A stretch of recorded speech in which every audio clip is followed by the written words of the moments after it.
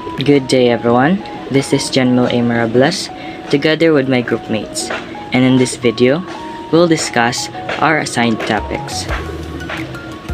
So the first topic that we'll be tackling about is about symbols and blocks, creating and inserting blocks.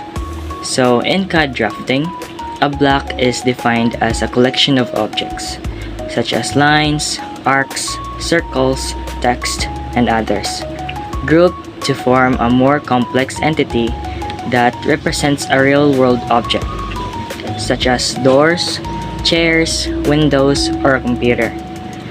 The main advantage of using blocks is that they allow repeated elements in a drawing to be managed as single entities, maintaining consistency, reducing file size, and simplifying editing.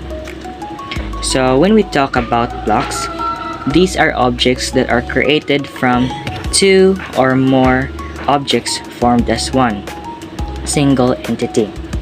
And these blocks represents a real-world object, such as furnitures, fixtures, appliances, and others. They are useful for visualization in a CAD drawing.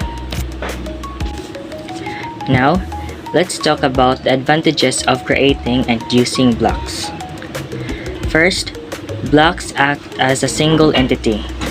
We can move, copy, or rotate all parts of a block by selecting one object, meaning we don't have to select the parts of that block one by one because it is already formed as one single entity or element.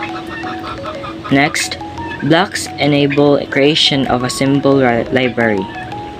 So frequently used elements or blocks like plumbing parts, valves, furniture, electrical symbols can be stored in the symbol library. And from that, we can now reuse these blocks anytime we need them without creating it all over again. And the other advantage of using and creating blocks is that blocks help reduce file size. So when we insert a block, the CAD software stores only the block definition name, insertion point, scale, and rotation instead of duplicating full geometry each time, helping reducing its file size. And lastly, blocks facilitate global updates. So if an element's definition changes, for instance, a chair size is updated, redefining the block updates all instances automatically, meaning we don't have to update all the chair sizes or an element's definition one by one in our CAD drawing because block facilitates global updates. So there are four basic types of blocks, namely the standard, external, dynamic, and attribute-based blocks. Now, let's define them one by one. First is standard blocks. Standard blocks are internal to the current drawing. These are blocks created and stored within the current drawing file. They are used only inside the specific project unless manually copied or exported. Standard blocks help keep the drawing organized and allow repeated elements to be reused easily. Another type is what we call external blocks, saved as separate files, such as in a drawing file or the DWG, and reference into drawings. So, external blocks, also called as XREFs, are block definitions saved as separate files and then inserted or referenced into a drawing. Because they remain linked to the original file, any updates to the source file automatically reflects in all drawings where they are referenced. This is useful for teamwork and multi-file projects. Dynamic blocks. Blocks that have added parameters and actions to allow variation in appearance, such as size, shape, orientation when inserted. These blocks include adjustable parameters such as stretch, rotate, flip, or visibility options. Dynamic blocks allow a single block to represent multiple variations of the same object. For instance, a door that can change size or swing direction. This reduces the need for many separate block versions. And lastly, attribute-based blocks. These are blocks that include non-graphical data, which is called attributes, such as manufacturer, cost, weight, part numbers, which can be extracted into a database or spreadsheet, making this type useful for documentation, bill of materials, or inventory lists. So this time, we'll dive into the step-by-step process of creating a block. First, draw the object that will form the block. Use shapes or lines, arcs, circles or text, and others to create the required geometry in model space, just like in the picture. Next, name the block. Choose a descriptive name to help identify it in the future. For instance, computer, chair 1200, and others. Next, define the base or the insertion point. So this is the point from which the block will be inserted. Selecting an appropriate base point makes placement easier. Next, select the objects to include. Use a Select Object tool in the block definition dialog or select before invoking the block command. Define options or behavior. This may include whether objects are retained, converted to block, or deleted after creation. If the block is annotative, insertion units, scale behavior, or etc. Provide a description. This is optional but recommended. It helps with block library management and future reviews. And lastly, complete the creation. After confirming, the block definition is stored in the drawings block table or exported if creating an external file or external block. So here's the sample process of creating a block. And as you can see, after you create your object that will form a block, you need to open the block's definition dialog box and follow the rest of the steps that I discussed earlier. And after that, you can now see your created block in your drawings block table. Now, let's discuss how to insert our created block in our CAD drawing. First, use the insert command or command alias such as I to open the insertion dialog. But you can also insert blocks through the ribbon, click Home tab, then Block panel, then click Insert, which opens the block insertion dialog and provide access to both internal and external drawing files. Next, browse to select the block. It's either from the current drawings block definition or by selecting an external file. After that, specify insertion parameters. Insertion point or pick point, scale, X, Y, or possibly Z axis, and rotation angle. And lastly, confirm insertion. The block is placed in the drawing and can then be manipulated like any other entity. You can move, copy, rotate, and if necessary, the inserted block can also be redefined later to update all instances. So here's the sample process on how to insert your created blocks. Just follow the steps that I discussed earlier to successfully insert your blocks into your CAD drawing. Now, Let's move on to the using of symbol libraries. It's all about using symbols libraries. Kanisa guys is kaning symbols of libraries guys is very important din sa CAD. Okay, because dito man mo makuha ang mga elements or mga components din i-apply nimo sa imong mga floor plan. Dito po niya mga kanang yung mga libraries guide na po dito mga design, any design ito i-apply nimo sa imong floor plan.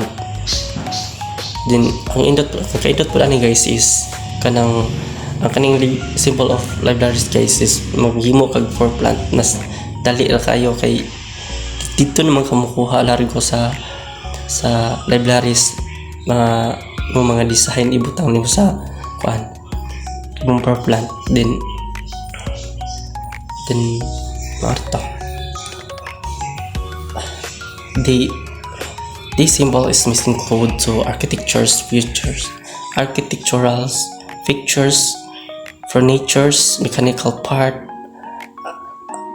annotations, ping symbols, and other standard components. So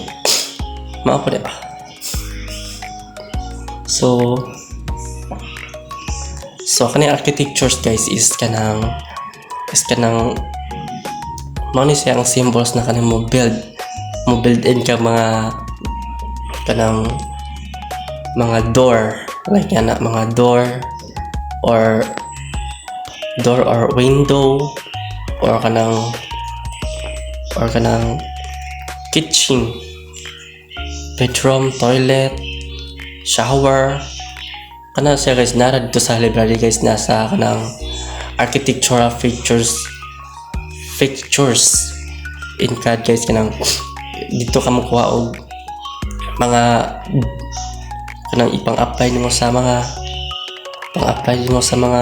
imong floor plan.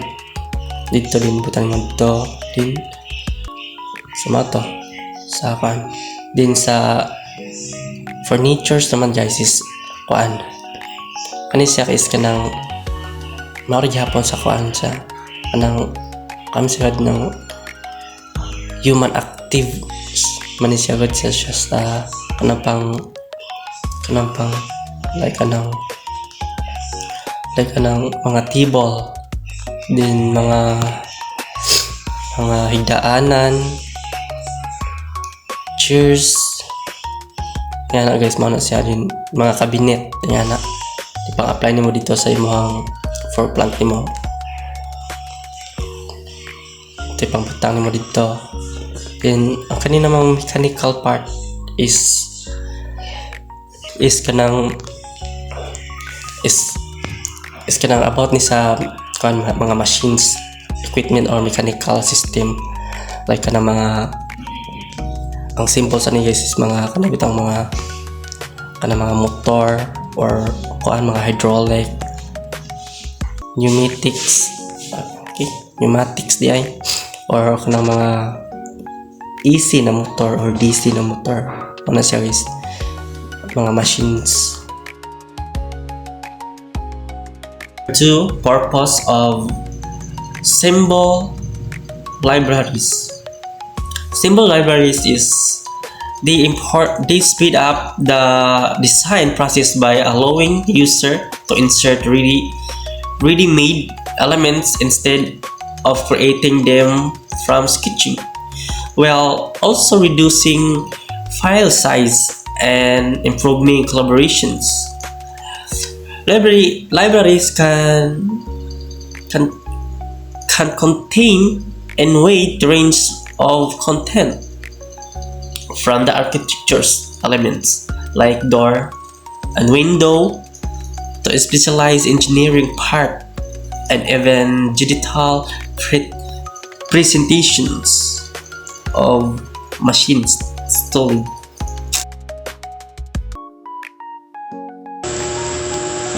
Number 2, accessing symbol libraries in AutoCAD. So step by step na lang ako pag-explain guys. So A. Tool palettes. Step 1. Open your palettes. Then you can go then use the ribbon, go to tab and find the palette pencil, then click to palettes, use then press the Ctrl and 3. Then step 2 is browse symbols. Look for to the tab from symbols as a door, fixtures and profile and annotations. They are organized by discipline: architectures, mechanical, and electrical. O uban pa. So, step 3, insert a symbol. Click or drag the symbol.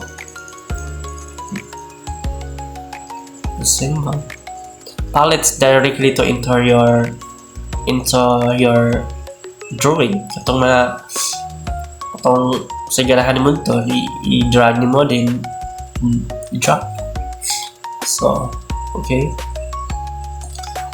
The B, blacks palettes. Step 1, open the black palettes. Type black palettes in command line. So, use the ribbon, view tab, and palettes, then black. Step 2, browse black libraries. Go to libraries tab inside the palettes. View the black. Then the current drawing or external blacks files add to plates. Step 3 is insert the blacks. Insert the black is select the black and drag into your drawing. C is design center. Step 1, open the design center. Then use then press the Ctrl into 2 and use the ribbon. Go to tab, click the design center, and step 2, navigate to DWG files into design center window. Browse folder on your computer.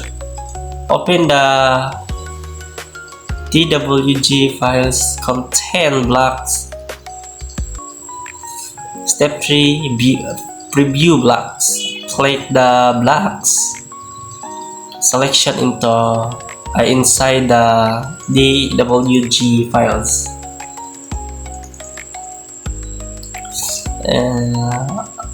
A list of symbol will appear which preview. Step 4, insert a symbol. Drag the blocks into the preview list into your area. Good day everyone. Today I will be discussing how to create and organize custom symbols in libraries in AutoCAD. First, let's talk about creating symbols, also known as blocks in AutoCAD.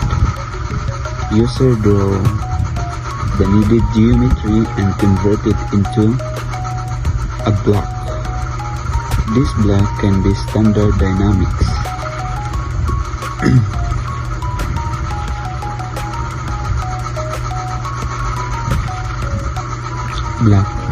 Blocks with adjustable parameters for blocks that include text attribute.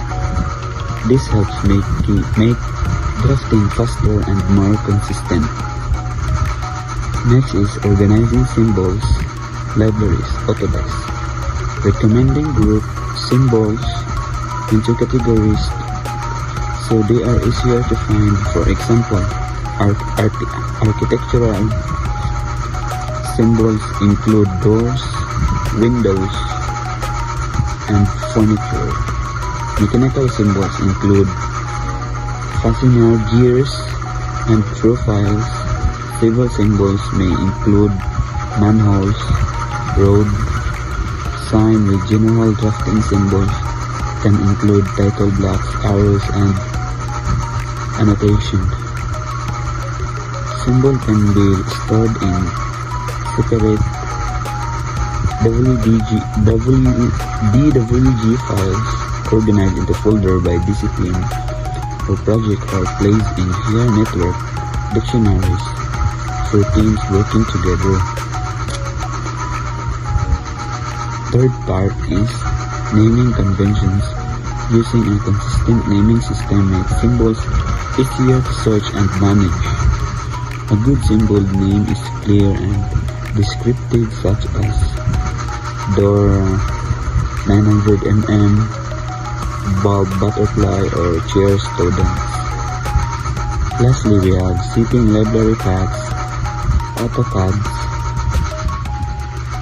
allows user to create specific folder or symbol library location. This ensures that when the blocks are inserted through the tool plates or the blocks, that they can be accessed smoothly and quickly. That's all. Thank you. Inserting symbols from libraries. Symbols are like ready-made drawings, like electrical symbols, furniture, or pictures that you can insert into AutoCAD. Instead of drawing them every time, you just pick and insert. Ways to insert symbols. First is drag and drop from tool palettes. You just open the tool palettes, pick a symbol, and drag it into your drawing. Mura nag-drag ka og picture sa cellphone. So second is insert command from the block palette. Use the insert command, then choose the block from the list. Mo-type ka og insert, then pili ka unsang symbol imuhang gamiton. Third is design center navigation and selection. Design center lets you browse folders or drawings to find blocks. Murag file explorer sud sa AutoCAD. Next is copy and paste from a master symbol drawing. Just open a drawing that contains the symbols, copy, then paste. When inserting, users can specify. These settings let you control how the symbol appears. First is insertion point. This is the exact location where your symbol or block will be placed in the drawing. Asa nimo ibutang ang symbol or block. Scale determines how big or small the symbol will be when inserted. Unsa kadako or kagamay sa symbol. Next is rotation angle. Controls how much the symbol will rotate when inserted. It rotates the block based on degrees. Kung gusto nimo i-tilt or ibalhin iyang direction, i-change nimo ang rotation angle. So, dili lang kay ibutan nimo diretso, pwede nimo i-adjust para mo fit sa drawing. Benefits of using symbol libraries. First is faster drafting and reduced workload. Second is greater accuracy and fewer drawing inconsistencies. Symbols are standardized. Dili na makalahi-lahi ang style kay pareho ra og gamit. Third is clean and professional visual standards. Your drawings look neat and consistent. Fourth is improved collaboration when multiple users access a shared library. Everyone uses the same symbols. Dili na maglibog ang team basta shared ang blocks. Last, reduce file size. Repeated symbols reference the same block definition. Dili mabugat ang file maski daghan kag butang nga symbols. Good day everyone, I'm Junin Lingaw. I'm here to report about model space versus paper space. In CAD software such as AutoCAD, two fundamental drawing environments are used: model space and paper space. These serve different purposes in the design and documentation workflow. Understanding their differences is critical for protecting accurate designs and properly skilled drawing sheets for printing. Definition and purpose. Model space. Model space is where you do the actual design work. It is essentially an unlimited drawing area. User draw at real world or true to scale size. When working in model space, you decide what one drawing unit represents: millimeters, inches, feet, according to requirements of your project. Paper space. Paper space is used to arranging how the model will presented and printed. In paper space, you set up layouts that represent sheets, paper sizes where you can place title blocks, borders, annotations, and multiple viewports unlock into model space. Viewports are windows in paper space that display sections of the model scaled appropriately. Hello everyone and welcome to this presentation. Before we dive into how model space and paper space work together, here are additional explanations about model space and paper space. Model space is the main drawing environment in CAD. Think of it as an infinite workspace where you create your design at full scale or one-to-one. This is where all your geometry lines, shapes, parts of a building, machine components, and other technical details are built exactly as they would exist in real life. Its main function is designing and constructing the model without worrying about paper size, layout, or printing. While paper space, on the other hand, is where you prepare your drawing for output, such as printing or plotting. Here you work on a sheet or layout that represents the actual paper size, like A4, A3, or any standard drafting sheet. Its main function is to organize the presentation of your drawing, adding title blocks, arranging views, setting scales, and placing annotation that needs to appear correctly on the final print. So, ang model tab di ay kung asa ka mismo mag-drawing sa AutoCAD, or kung asa ka mismo mag-drawing sa imong mga objects. A model tab and several name layout tabs are displayed in the bottom left corner of the drawing area. Clicking this will be programmed to change the tab into a paper tab, and this is the paper space, kung asa ka mag-organize editing sa imong drawing presentation. This resembles a drafting triangle representing a paper space icon, which means you are now working in a paper space layout. And now let's talk about how they work together. In a layout tab inside paper space, you can create viewports using the mview command. These viewports serve as window into model space, almost like TV screens, showing selected portions of your design. Each viewport can display a different area of the model or even a different zoom level or orientation. CAD allows you to move between these spaces smoothly while working. Double-clicking inside a viewport activates model space through that window, letting you zoom, pan, or modify the geometry. Double-clicking outside of viewport brings you back to paper space, where you control the layout and sheet elements. This ability to switch back and forth makes the workflow efficient and keeps everything visually connected. Inside each viewport, you can set a specific scale so the model appears at correct size on the sheet. This scaling affects only the view, not the actual geometry. Your design in model space always remains at its true size, while the viewport scale ensures the printed drawing follows standard measurements conventions. You can place annotations such as text, labels, and dimensions in model space or paper space. However, many professionals prefer to annotate in paper space because these elements will always display correctly on the printed sheet, regardless of the viewport scale. This approach ensures clean, readable drawings that follows drafting standards.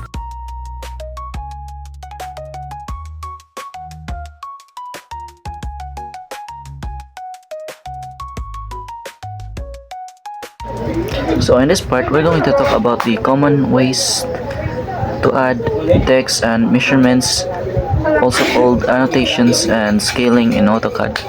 Scaling and annotations are important because they make your drawings readable and accurate, whether you are drawing in real size on a paper. So, ang kani daw ang scaling and annotations kay important na kini siya because mag-base siya sa real world size, tas i-make sure sa din yung drawing kay accurate siya sa mga dimensions, tas readable siya. So we go through 4 methods in annotations and scaling.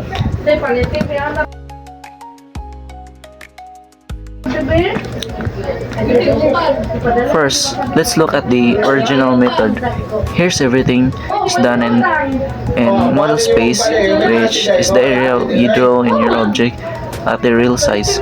So, ang kaniya daw ang original method daw kay mahimo na nato siya sa in model space. Tas mag include daw na sad siya ang area kung asa ta mag-drawing sa atong mga objects sa nakabase siya sa real size. So ang tricky lang sa part kanina sa original method is kung mag-print ta sa atong mga drawings sa paper, usually kay small gamay kay siya, tas need pa na to i-adjust ang dimension sa atong kagalingon do manually. So for example, supposedly na mag-draw ka og wall na nasiyay sukod na 5,000 millimeters long. So kung ganun ka mag-print at 1/50 scale, so need mo i-make sure ang dimension numbers na naka-scale siya properly. Kung wala kay nanay possible na sa imong drawing sa paper scale nimo kay nanasi ka ng error balay na ay sayop si mong paper sa drawing nimo.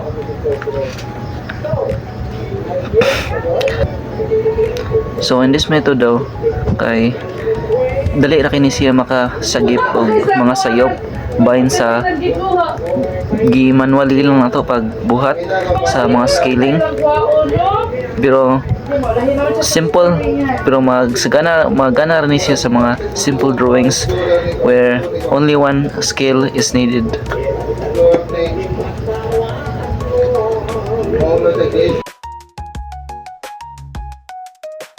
So the next method is the layout method. In this method, you draw object and model space, but you have to add the text and dimensions in paper space. So kani dong method na layout method kay mag-draw ka og objects in a model space, but you have to add text and dimensions in a paper space in manually. So meaning manual ka mag-add og text objects sa atong model space og dimension sa atong paper space. So the key advantage sa kaniya na method, which is kaniyang layout method, is sa kaniya daw sa AutoCAD daw kay automatically mo size ra ato ang text and dimensions para ma-match sa viewpoint. So dili na ta i-scale sa atong kaugalingon na manually. So meaning automatic na siya mag-scale sa viewpoint para ma-match na to. For example, na kay floor plan. I-make sure nimo ang katuang floor plan mo sa viewpoint in paper space at 1 by 100 scale sa any dimensions daw na mag-add ka in paper space kay automatically mag-appear na siya sa correct size. So mag-create ka og another viewpoint at 1 by 50. The dimensions can also adjust automatically, so automatic ra siya mag-adjust sa scale. So kani daw method daw kay useful daw kay ni siya in multiple viewpoints and different scales because makatipid ta sa time na to, maka-reduces sa mistakes na to. The third is the annotative method. So here you use annotative objects like text, dimensions, or block na automatic kasi mag-adjust sa scale of the viewport. So meaning ang kaniya daw annotative method daw is magamit ni nato sa annotative objects like text, dimensions, or block na automatic kasi mag-adjust sa scale sa atong viewport. So pwede no mabutang nimo ang katong mga gipangingon ako sa model space or paper space sa AutoCAD daw. I-make sure niya na ma-display niya ang katong mga scale sa right size. So for example, mag-add ka og dimension na nakabutang na nakaingon 2000 millimeters daw. So in a viewport at 1 by 50 scale, that atong text daw mo appear siya og 3 millimeters tall. So in other viewport at 1 by 100, ang text na to automatically mo resize siya, so dali ra siya ma-readable. So kanidong method daw kay nindot daw ni siya when maka-encounter kag drawings with multiple scale kay dili naka-need mag-create pag separate text or dimensions for each scales. So safer ni siya sa katong original method. Finally, we have the transspatial method. In this method, you can draw objects in model space but add annotations in paper space with scales to set 1. So sa kanya daw method daw, pwede ka makadraw og objects sa model space but pwede sa ka maka-add og annotations sa paper space with scale set to 1. So this means ang atwa daw ang text o dimensions are nakaset na siya og exact size sa gusto nimo sa paper nimo. No scale kanang dili na siya need og scaling, automatic na siya.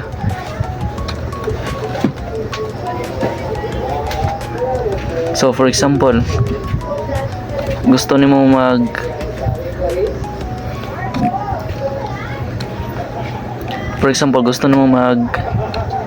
buhat og text na 3 millimeters tall sa printed sheet. So mag-place ka sa paper space mo at scale 1 and mo-appear na siya og sakto bisag asa pa na viewport scale. So sa kanidong method daw kay maghatag siya og precise control over kung asa nimo mabutang imong text and dimension sa papel man nato. So in conclusion, to summarize, there are four main methods. First, original method, all model space you scale manually. So kanidang original method daw kay tanan daw na model space kay i-scale nimo manually. Second, layout method, geometry in model space, annotations in paper space, scaling automatically. So kani daw ang layout method daw kay nasa geometry sa model space, tas sa annotation sad sa paper space mo kay mag scaling sa kag mo scale sad siya automatic ra. Third, annotative method, so objects automatically adjust to viewport scale. So kani daw ang annotative method is ang tanan daw na objects nato sa tong drawing kaya automatic ra siya mag-adjust sa viewport scale. Fourth, transspatial method, annotations size directly for sheet. So kani daw ang transspatial method daw ang atong annotations daw kay mo resize ra siya directly sa atong sheet.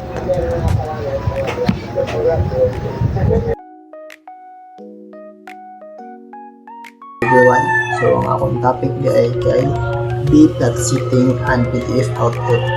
So unsa may B-plot setting PDF output? Ang B-plot setting PDF output are very important sa CAD kay diri nimo makontrol unsa ka klaro, sakto, professional tanaw ng imong drawing ini-print or convert into PDF. Kung sayop ang setup, mas sketch or ang drawing madako kayo o gamay, so kinahanglan gid sakton before ka mo plot muna ang kuan plot setting skills and PDF output. So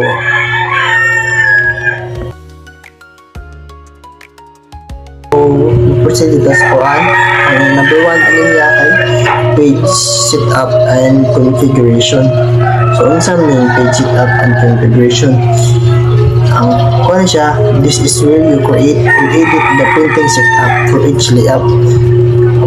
Again, arin mo siya ma-create or ma-edit the printing setup for each layout.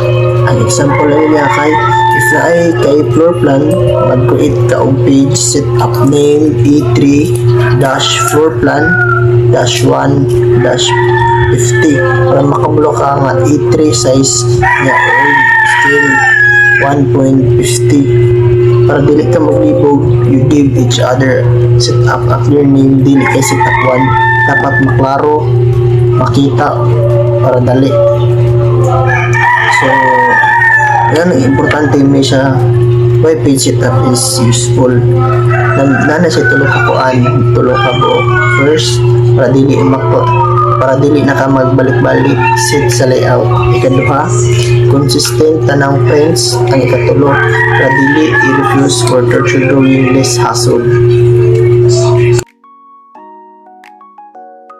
Ito kay choosing printer, plotting, and paper size and orientation. So 3, this maka-decide asa may butang output PDF or actual printing. Example ni if need may PDF, choose DWG to PDF point PC 3 point. So anong gamit mo na siya no? Ang gamit niya kay una kay different printers have different margin. Ang mga lain nga printer na pero lahi nga margin. Wrong device mukat ang edges sa drawing. Sabot kung wrong ko ng device niya, automatic siya mukat ang edges sa drawing. And ang sasad sa useful niya no kay kuan ka ng correct printer ensures correct print size and alignment. Kung sayop ang imong printer imong napili basin dili masulod ang draw or naay parts nga makat. Ang sunod kay paper size and orientation. You must select the correct paper size like A4, A3, A2, and etc. Example, if ang title block mo kay design mo sa A3, Ayaw pili A4 kay madaot sa layout sa PDF. Dili mo siya kinahanglan ilahi. Niya anong gamit mo ni siya, why it is useful. First, kay wrong paper equals drawing will not fit. Sabot kung wrong ang paper siya, hindi kayo ma-fit sa inyong drawing. Layout will work stretch or compressed. Ang last kay orientation affects kung mag-rotate ba imong PDF. Kung sayop ang size, imong video mahimong either maputol or na white space nga pati jud siya nanawon. No kay si mix no kay flat scale. This control if unsa kadako kagamay sa imong drawing nga i-print. Common scale niya kay kuan 1.50 equals 1 unit paper equals 50 units actual. 1.100 smaller used for building plans. 1.20 bigger used for detail. Example ano if ang room is 5 meters and you print at 1.50 ang length sa papel kay 5,000 mm divided by 50 equals 100 mm, so 10 cm na siya. Kana nga scale mo na ang reason nga nung sakto ang sukat in real life. If wrong scale imong gamit basin ang door mahimong 1 meter lang sa draw pero actual size niya kay 2 meters sabot na sayop yun. So why it is useful, anong gamit mo siya no, para sakto ang sukod sa papel, para dili madako or gamay ang drawing, para professional standard ang output, para klaro unsay label ug detail, para dili masayop ang mabasa sa drawing.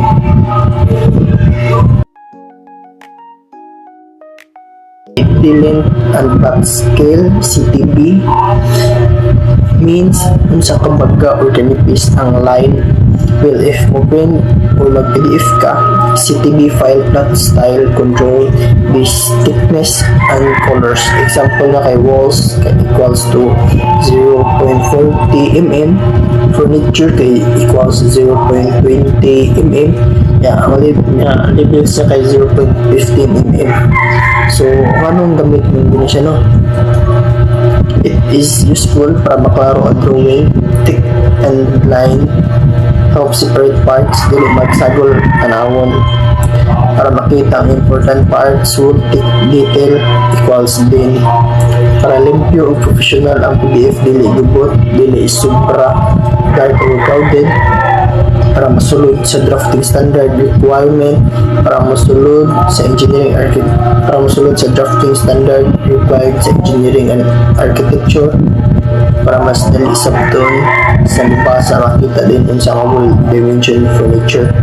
So pasabot din mo gamiton ang CTB or STB files mo ni sila ang decide sa ka-bold, ka-dark or color sa line element. Kung dili sakto ang flat scale basin madungagan ang lines o dili makita ang details, pwede po ka mo appeal kung scale ba line width. Pwede ka mo pili kung scale ba or line width with the drawing or dili depende sa requirement. Pare lang ko no sa tanan akong gisulti. Ang una na kong gikuan kay ang page setup manager. Again, ang page setup manager mao'y lugar nga imong iset ang papel, scale ug printer para sakto ang printing. Ikaduha kay big printer plotter, ang pagpili sa sakto nga printer o PDF na mag-control sa unsay itsura sa imong print or PDF. Sunod kay ang paper size and orientation. Again, ang paper size orientation. Ang paper size orientation kay mao mag-determine sa gidakon sa file kung portrait ba o landscape. Ang sunod kay flat scale. Ang flat scale mo ay ratio nga mag-decide sa kadako kagamay mo print. Sunod kay ang D length or CTB. Again, ang line width kay thickness sa line niya magklaro o mag-organize sa drawing ng print. In short, ang whole process sa page setup plotting kay para masigurado nga imong drawing ma-print or ma-PDF na klaro. readable ug professional tanawon sakto nga settings tupod ang output. That's all. Thank you. Hello everyone. So, morning ang topic sa group to. Scaling images or external reference when inserting images, PDF, or other files into your drawing. Scale them correctly to match your drawing units. Use the scale command with a reference. You can provide a known measurement in the image or PDF to calibrate the scale correctly so aligns with your model's dimension. So, ano yung explanation is kung pananglitan yan kung mag-drawing ka, dapat sakto ni mo, sakto o ibagay gani sa kanimong kuan.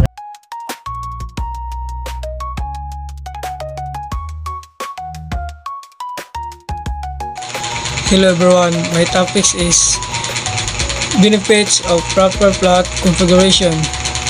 Number 1, ensures that printed or PDF output reflects real-world skills and accurately.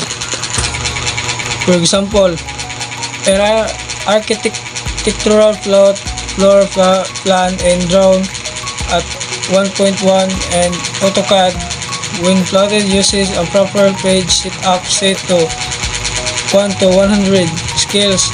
The printed sheets accurately represents dimensions of 1 cm or paper equals 1 meter. In reality, this prevent mistakes during construction. Next is number 2. Maintains consistent presentation across multiple sheets or layouts. For example, a set of engineering drawing, site plan section, evaluation uses the same page setup. A1 size, monochrome, CTB, 1.5 mm title block, line weight. Sunod kay same margin and plot origin. This consistency makes the drawing package look professional and uniform when viewed or printed. Number 3, produces high quality professional outputs sustainable for client submission, decommission, or construction. For example, a structural details drawing plotted with a correct CTB file results in crisp lightweights. Thick for cut section, medium for outlines.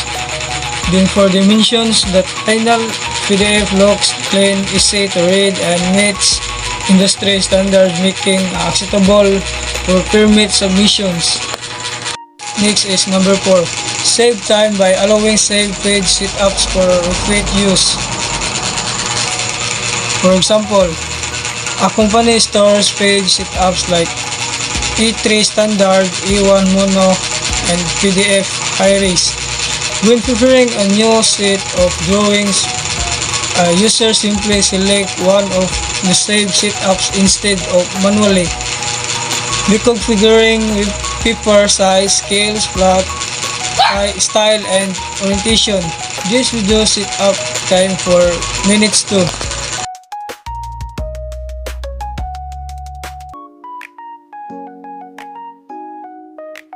Topics is summary.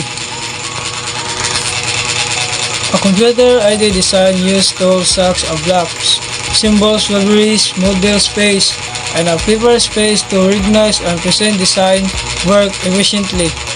Blocks allow repeat elements to be grouped, reused, and updated consistently, while symbols, libraries provide ready-made components that improve speed and uniformity across drawing. Model space serves as the environment for creating design at real-world scales, whereas paper space is used for engaging layouts, viewports, and annotations for printing. Software plotting and scaling producers ensures that drawings are accurately formatted, clearly representative, and sustainable for professional documentation in both printed and digital formats. For example, an architect draws a house floor plan and model space at a real size. They use blocks for a symbol library for doors, windows, and furniture, so every looks consistent. Then, in a paper space that they place a little black and creative. Example, an architect draws a house floor plan in model space at real size. They use blocks from a symbol library for doors, windows, and furniture, so everything looks consistent. Then in a paper space, they place a title block and created a viewport to show the plan at choosing scales like 1 mm. When they plot the drawing, the correct scales and settings make the PDF look clear, accurate, and ready to share with clients. And that's all. Thank you.